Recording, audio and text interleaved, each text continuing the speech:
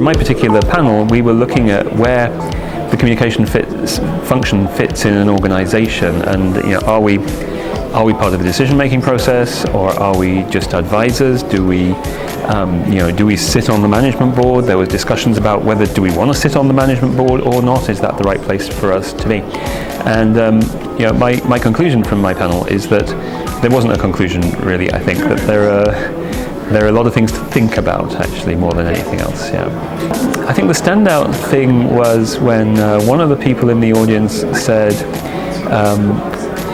sparked a discussion really by saying that do we need to think about a chief reality officer, somebody whose job is actually to sit there and think about what the reality is of the decisions that are being made, about the strategic direction of an organization, somebody whose job is to make the reality check. And that led the discussion into, should the chief communication officer actually carry all the responsibility for looking after the reputation of an organization, or should they just be there to say, hang on, if we do this, then this is what these audiences are going to think of us, or these are the potential consequences here and there. So that was the thing that stood out for me. But as I said, I don't think we reached a conclusion, yes, no, but it's certainly got a discussion going. First of all, you need to be up to speed with Web 2.0 before you can be Communicator 3.0. So you need to be aware of conversations and how to monitor conversations, and when to worry about conversations and when not to worry about conversations. So you need to have that, social media savvy. That's one thing. I think that it's always been the case, and I think it always will be, that if you are a leader in communications, then you need to have the ability to think long-term strategically. If my organization does this, then where are we going to be in terms of reputation? What are the risks for reputation? What are the opportunities for reputation? So you need to have that ability to think strategically. And it's a word that came up a lot actually today. You need to be brave.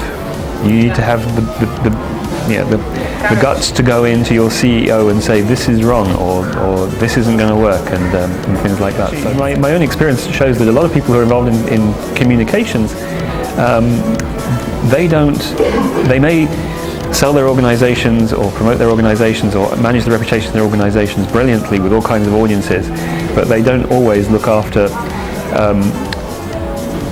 after their own reputations within the organizations they work. So you have to have the guts to go and do that, and I think that's it. The thing I like about this particular series of conferences is the diversity of people it brings, and the diversity of opinions and backgrounds, and you have public sector, private sector, you have NGOs, you have people from East, you have people from West, you have people from everywhere, and I think that's great. So you get this real diversity of experience, but everybody has the same basic challenges at the end of the day, and I think that's what I take away from these things. I think that this organisation has come a long way in 5 years.